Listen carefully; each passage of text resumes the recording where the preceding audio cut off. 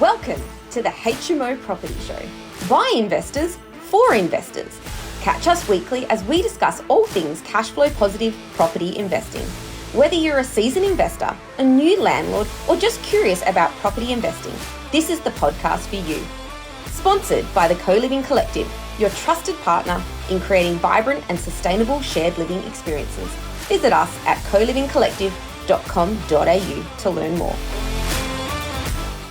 Welcome back to the HMO Property Show. My name is Neil Gibb. I'm your host as always, and today I'm coming to you live from Thailand. So if you're watching this video on YouTube and you notice that my forehead looks a little bit sweaty, that's because I'm currently sat on the balcony of my hotel while little Freddie G is asleep indoors, recording this podcast for you guys.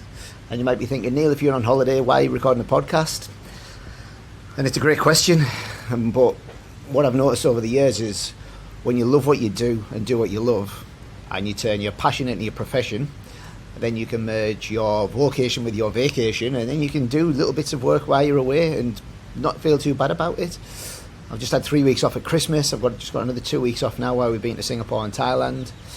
And I actually miss doing these podcasts, and I miss being around the business. I miss helping people. So here we are, delivering some content for you. A little bit sweaty from the balcony. Now, a lot of people have been asking me lately about feasibilities and interest rates. So today, the podcast is going to be around feasibility, how to nail your numbers. And I'm going to take you through two of the feasibilities that we use at the HMO Property Court. One is for renovations and the other one is for new builds. And I'll go through each line item that we go through so that you know which numbers to use and how to use them. And then I might, at the end of the podcast, give you another little gift, because I like giving gifts. All the people that use the planner that we used, that we give away just before Christmas, I hope you're still using that. It's now the start of February, so you really should be reviewing your goals from really should be reviewing your goals from January to make sure that you hit your monthly goals, and then you should be setting your goals for February so that you know what you need to do in February to try and hit your 12-month goals, which will lead you into your big 10-year goal or 5-year goal, 3-year goal, whatever you've set for yourself. We just hope that you're moving forward and making progress. So either way, I'm going to take you through these spreadsheets today. First one I'm going to take you through is the established conversion feasibility that we've made. Now, I'm going to put a caveat across this. Right now, there is a massive shortage of properties all across the country. Western Australia, I think, is probably in the worst position it's ever been, and it's probably leading the way in the affordable accommodation crisis right now, and it's probably not something to be proud of. We're just not building enough properties fast enough. There's mass people moving to the country. I'm not going to repeat myself. I've said it in other podcasts, like 2024 is going to be a massive year for people that are already in the market and people that can get into the market early. There's going to be a crisis. It's already a crisis. It's just going to continue to increase and increase. So what I'm going to say around the renovations is, yes, you can get into them faster and you don't have to wait for your property to be built. However, you are removing stock from the market instead of adding stock to the market. And I know we're potentially housing 5 or 6 people instead of 1 or 2 people, which is the sort of median household size right now, 2.3 people, I think. So in a HMO, we can do 5 or 6. I understand that and I appreciate that. However, we should be adding more stock to the market. So I'll quickly run you through the renovation one, then I'll run you through the new build one, and then we'll compare the two and see which one you need the least amount of money to get the most amount of bang for your buck on the back end as well. And here we go. A lot of people ask me about capital growth and these things as well. Capital growth, these properties grow in value the same as everything else. If you think about a bell curve for a suburb, you have got the lowest price point on the left, you've got the highest price point on the right, and then you've got the bell curve in the middle where the median house price is. That's the most amount of properties in that suburb are priced, and then you've got the lowest and the highest. Now, if you're doing a renovation, you want to renovate at the low to sell into the mid, but with a HMO, you're just building a product that's going to be at the higher end of that bell curve. And when the median house price increases in that suburb, the higher house price increases in that suburb too, because a rising tide lifts all ships. So these properties go up in value the same as everybody else's. In fact, there's a new valuer in the market, which we're working with at the minute, and we're just trying to get the lenders to understand their valuation methods, it's going to change the game completely. And everybody that's got a HMO now is going to see a huge equity uplift, because the way that they're valuing these properties is a little bit different to the current valuers that we're using, and it's going to be a game changer. That's all I'm going to say on that for now. Let's get into the feasibility. So with the purchase price of an established property, we've always said that if you pay more than $650,000 for your purchase price, I'm going to put that in the middle, more than $650,000 for your purchase price, by the time you add in your stamp duty, your renovation costs, etc., the amount of capital required to do that deal is more than what it would be to do a new build. And I'm going to show you how that works now. So I'm going to put $550 in there as a purchase price. In the bank finance LVR, you can change that to whatever you want. 70% means that you'd be putting 30% deposit in. 80% means that you'd be putting a 20% deposit in. 20% deposit is our norm that we see a lot of our investors do. Some of them do 10%, but the majority of them do 20%. The stamp duty in this feasibility is a calculation only, and it's based on 3.5% of the purchase price. Once you start getting above 650,000, it might creep up to 3.8 to 4%. But if you're buying in the 3 to 400, it's even less. So this is just an estimate only, and it says in the bottom of the spreadsheet, figures in the spreadsheet are estimates only for calculation purposes. This is just to find out if the project that you want to get into is feasible, which is why we call it a feasibility. Is the project that I want to invest in, is the property I want to invest in going to give me the return that we want, and is my money going to be working hard for me so that I don't have to keep working hard for my money? So 550,000 purchase price at an 8% LVR, you'd have stamp duty at around 19,250, which means you would need $129,250,000 to settle this project. $129,250,000. $129,250. Yes, got there in the end, to settle this project. Now this is without your renovation costs, and this is without all your conversion costs, furniture pack costs and all that sort of stuff. But even there, I've also left out a buyer's agency fee. So if you were to put in your buyer's agency fee there, it would increase to $145,000. I'm going to leave this out because I'm going to assume that you have been listening to this podcast and you've been getting enough information to actually go out there and have a crack at this yourself. So I'm going to leave the buyer's agency fee out of there for now, right? So you need $129,250 to do the deal. I'm going to move on to the other side here. This is generally, and there's always additional things outside of this, but this is generally the scope of work that we do inside our traditional, most popular HMO conversion. HMO conversion. We normally find a 4x2, which has got a games room and a theatre room, and we leave the normal master bedroom with the ensuite. We leave that as a master bedroom with an ensuite. We normally leave the 3 smaller bedrooms with the shared bathroom, so that we don't have to do any work there. And then we look for the games room and the theatre room, and we close them 2 rooms off, and we put an ensuite in each one of them, and that gives us the extra 2 ensuites, and we go from a 4 bedroom to a 6 bedroom, and from a 2 bathroom to a 4 bathroom. So air conditioning, I'm just going to put some figures in here for now. They're not going to be real. I'm just going to put $4,000 in there for aircon. Kitchen work, let's just say we need the bench tops, resurfacing. Painting, let's say I put $10,000 in there for painting. By the way, I'm just putting figures in. These are not accurate figures whatsoever. So please, if you are going out there to do a renovation, please do not use these figures, because I'm just plucking numbers out of thin air just for the purpose of this. 2 new ensuites, I'm going to put $40,000 in there. Additional PowerPoints, I'm going to put $3,000 in there. Flooring throughout, I'm going to put $8,000 in there. Regrout the bathrooms, doesn't need it. Bathroom, garden tidy up, I'm going to put $1,500 in there. 2 skip bins, I'm going to put $1,600 in there.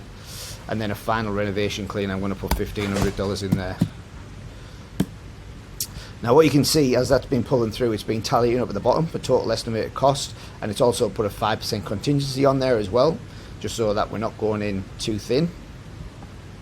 And it's pulled these figures into the other side. So a renovation cost including 5% contingency, $74,655. It's put a project management fee on there as well. If you're going to manage these yourself, obviously you don't have to pay that. and it's got a furniture pack fee in there as well. So I put $35,000 in there. The furniture packs have increased a lot in cost, and the some guy's trying to clean my room now. I knew this podcast was going to go wrong. The guy's trying to get into the room. Furniture pack, $35,000. Yeah, we used to be able to do them a lot cheaper, but the everything's increased in price. I don't know if you've tried to buy anything lately and just thought, wow, I seem to have spent a lot of money there and not really got anything in return. All right, sorry about that.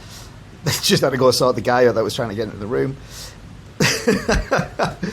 Right, here we go. So total conversion cost will be $137,000. We've got just under $13,000 in there for HMO upgrade. Now that's your fire alarms, your fire extinguishers, all the stuff that we discussed in the podcast with Data Wagner, which also ties into the insurance policy and the podcast that we did with Karen Tacken. You need to do all that and get it signed off by council to get the correct insurance policy. And you need to make sure you've got the correct insurance policy, because if something goes wrong inside the property, or for heaven's sake, your property ends up burning down, you need to make sure that you're insured correctly. Please do not try to just source a cheap quote, because you need to make sure that in the event of a claim that you will be covered and the insurance company will pay out. Okay, so we've got $137,581 as a rough estimate for the renovation. So to do this actual deal, you need $266,831 for the deposit, your stamp duty, your renovation costs, and you're probably going to need to throw some holding costs in there as well. You should be able to turn this round in, we can do them from start to finish in 6 to 8 weeks from settlement of the property, 6 to 8 weeks. So you might want to throw in 3 or 4 month holding cost. It's entirely up to you. Now, I'm going to put some figures in the room rates now, because this is how we're going to calculate how much money we're going to make every single year. So $550,000 purchase price, I'm going to say that we're purchasing down in Rockingham, for instance, and I'm going to say our master room, the big room, is renting for $300, probably being a little bit skinny there, $330 a week, because the room rates have gone crazy. Now room 2, I'm going to say this was the games room that we put an ensuite in. These rooms are generally a little bit smaller than the original master ensuite, so I'm going to put in $295 a week there. I'm going to put, and then your 3 smaller rooms that have shared the bathroom, I'm going to put $220 in there. And again, please don't take these figures as gospel, and please do not use them and go out there and purchase a property and then knock on my door and say, Neil, the figures that you give me aren't correct. I know they're not correct. I'm just putting figures into the spreadsheet for the purpose of the podcast. $220 for that room, and I'm going to put $295 in for the games room that we also converted into a bedroom with an ensuite.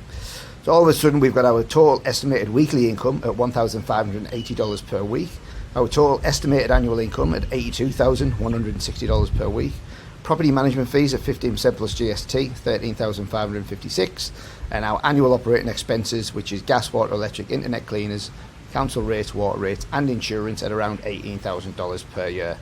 Now, what you are doing there, you're sitting your property at a 14.94% gross yield, which is pretty good. Normal properties at the minute, people are absolutely jumping for joy if they're getting a 6% yield in places like Gosnells and Armadale and stuff like that. There's a lot of buyers agents out there right now that are thinking the God's gift because they're getting them 6%ers and they've got some capital growth in them suburbs. Good on them. We're getting 12 to 14% gross on our properties. Cash flow after all expenses, including a 5% vacancy rate, which is it's 19 days per annum per room. So after all expenses, you'd be making $20,000 per year after you pay your mortgage, your property management fees, your gas, water, electric, internet cleaners, and your money in the deal would be making you 7.53%. Now, what is the money in the deal? $266,831. Get out of it, fly. $266,831. That's generating you $20,000 a year in cash flow. Sorry, I'm getting attacked by a fly. Okay, I'm back.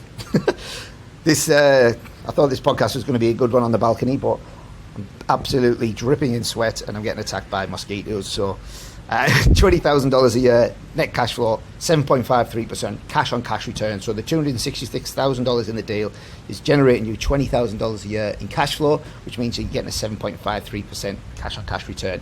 Now, you've got to think to yourself, where else can I get a return of 7.53% on my money? And then think to yourself, if I am getting that return on my money, am I also getting capital growth on the $550,000? Because if that property goes up 10%, then your property's gone up $55,000, which means your cash in the deal there has made you 25%, roughly, maybe a little bit more, a little bit less, let's say 22%. So your cash in the deal has gone up 22% in the stake of equity, but you're also making 7.53% cash flow from that deal as well. So you're essentially getting two forms of equity uplift, or two forms of cash flow from this deal. Now, I'm just going to show you, if you have to put $650,000 into one of these deals, all of a sudden the cash required to do one is $290,000, which is quite a lot. And then you've got to think, I'm getting a 5% return now because the buying price was more, so I've had to put a bigger deposit down, I've had to pay more stamp duty, etc, etc, etc. My holding costs are more because I put them in at 6%. And this is probably an opportunity for me to show you what happens when interest rates go down as well, because we've just had the RBA release the latest cash rate. They put it on hold. A lot of the forecasters are expecting it to go back down this year because CPI is now trending down and seems to be under control, but the RBA seem to be still putting the handbrake on the cash rate because they want it to go down lower. But I'm just going to show you this now. If it drops down to 5%, all of a sudden you're making an extra $5,000 a year. If it drops down to 4%, again you're making another $5,000 per year. So an extra $10,000 just because the rate went from 6% to 4%, and you're making 8.85% cash on cash return, 25 grand a year net cash flow. I'm going to put that back to 6% for this for now, because this is what I want us to focus on. $290,000 to do the deal. Now, new build is where a lot of my focus is going. I'm not doing any more established renovations for myself right now. Everything we're doing is new build. This is for me and my business partner personally. Our clients, some of our clients are still doing renovation deals, and that's fine. We'll always support them through them. But I would say 90% of our stock right now coming through the system is new build. So I'm going to just put again some little figures into this spreadsheet. I'm going to put the construction cost at $570,000. This is for a single story 6x6 full turnkey included site works. I'm going to put the vacant land value at $325,000. Your stamp duty at 3.5%. You would only pay stamp duty on the land because there's no property on there for you to actually purchase. I'm going to put that there. Furniture pack. They are more expensive for new builds because we've got 6 bigger bedrooms. We've got a purpose-built full turnkey HMO, fully en-suited, kitchenettes in the rooms, fridges in the rooms, kettle, toasters, microwaves, essentially building 6 micro apartments under one roof and classing it as a house. We put some settlement fees in there, $3,000. We put the deposit in there, 20%, so you need $179,000. And due to the specifics and the specialization of the security that the bank would take over these properties, currently, as of recording this podcast in February 2024, there is no mainstream lenders in the market that will lend against these properties at an 80 and 90% LVR. So we have to go to specialized lenders. Now, there's 5 or 6 specialized lenders currently, or mortgage managers, which get their money from one mainstream lender, not a mainstream lender, they get it from one specialized lender. And the process that we need to go through is we have to engage an external valuation company to do a commercial valuation to give it its val, because if we just use this as a comparable sale with other things in the suburb, the vals wouldn't stack up, because these things cost more to build, because we're putting more en suites in, the houses are bigger, etc, etc, etc. So what we do is we get a commercial valuation, and all of our vals are stacking up at the minute. None of them have come in short using this method. But the lender sees risk in this. So at an 80% LVR, they want you as the investor to also put in an extra 1.5% risk fee, or LMI, which is lender's mortgage insurance, but they call it a risk fee. Cannot be capitalized into the deal. It needs to come from you. So you're essentially putting 21.5% deposit into the deal, and they're giving you an 80% LVR, which is crazy. They've got the monopoly right now. Will more lenders come into the market? Absolutely. Somebody needed to go out there and blaze the trail. I think pretty soon some of the mainstream lenders are going to look at this and go, we want a slice of this action. They'll come in with better rates, valuations will be different, and it'll just change the game completely. So the total cash to do this deal is $242,000. That's your deposit, stamp duty, fees and furniture. Now you're going to have to factor in holding costs. Is the only thing I haven't put into these. And I'll show you why soon. But $242,000 to do a new build, or $290,000 to do an established property. You can see why I'm leaning more towards these now. Here's the other benefit that you've got from one of these as well. You've got 6 rooms at $350 a week. Your total annual rental income is $105,000. You've got 6 bedrooms but only 4 bathrooms in a renovated property. Your total estimated annual income is only $82,000. Now you are generating an extra $23,000 a year with less money in a deal, and the interest rate on this is actually high. I've actually put 6.5% in there, and we've only got 6%. Hang on. We've only got 6% in the renovation deal. So cash flow $15,000, cash flow $22,000, 6.5%. I'm just going to bring that down to 6%. So we're comparing apples with apples. So interest rate 6%, net cash flow $25,000 a year. So less money in the deal, a better product, purpose built. People want to live in these more because they are new. Everything inside them's new. They're in good locations, and you'll keep your tenants for longer. Here's the thing, right? Every single feasibility we've done for the last 12 to 18 months, the rooms have rented out for more than what we put in the feasibility. Now, I'm not going to say that's going to happen all the time, but I just want to show you how that simple tweak can totally change the figures in your feasibility. Let's say we get $375 a week for each one of them rooms. Your cash flow goes from $25,000 to $32,000. $25 per week per room difference. Is that going to happen? Who knows? The way the market's going right now, the pure shortage of properties that are out there right now, there's a very good chance that if you commit to a new build now, by the time it's finished in 12 months time, then your room rates will most likely have increased from what we put in these initial feasibilities. Now, I've just said 12 month there. That 12-month process is from you agreeing to go. That includes your finance application, settlement and construction, 12 months from start to finish. We've got a few properties that we started in the midst of the building crisis, which have took longer than 12 months from start to finish. But we've got properties that we started 6 months ago, and they're virtually at the same stage as some of these ones that we started 6 months prior to that as well now. So the industry's starting to get a little bit back to normal. Our building teams have got more trades, materials are easier to get, and everything's starting to move forward again nicely. The only thing that's not happening is prices are not coming back down. I believe that prices now are the new norm. This is what we're going to be paying for our properties moving forward. So if you're still sitting on the fence thinking prices are going to come down, you might be sat there for quite a long time. And you know what they say about sitting on the fence? You get splinters in your bum.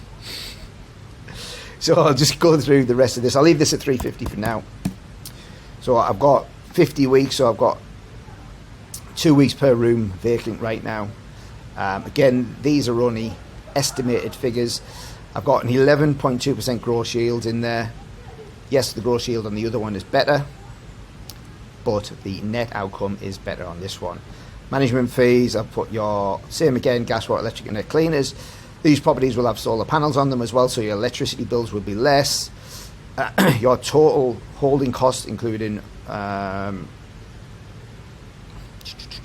total annual holding costs, mortgage costs, so $42,000 for your holding, which is 6% of the 716. $42,000 a year in interest only payment costs, which means that altogether it would cost just under $80,000 to run one of these properties, which means your net cash flow would be $25,000 per year at interest only. Now, the other thing with these lenders right now is they are only offering 25-year principal and interest loans. So you are having to sit these are principal and interest. So if you don't need this cash flow right now, the good thing is you are chipping away at the $716,000 debt. If you're allocating $25,000 towards a $716,000 debt, how soon is it going to be before you start chipping that down? And the lower that debt is, and the more your property goes up in value, you have more equity, which you can then leverage into more new build properties. So I would say you'd be allocating about $17,000, $18,000 a year towards the principal, which means you'd still be making $6,000 to $7,000 a year in cash flow whilst paying down your debt. You can also allocate that $6,000 to $7,000 to the principal and just smash it down. And the way I look at these is, what property can I invest in that will generate the most income in 5, 10, 15 and 20 years time? And I always look at this figure here, because all of the properties we have, we are paying down debt on them, but I don't need the money right now. I've got the business going on, I've got a couple of little things going on as well which will pull some income from, so I don't need the cash flow from the portfolio right now. So everything's at principal and interest, it's paying down the debt.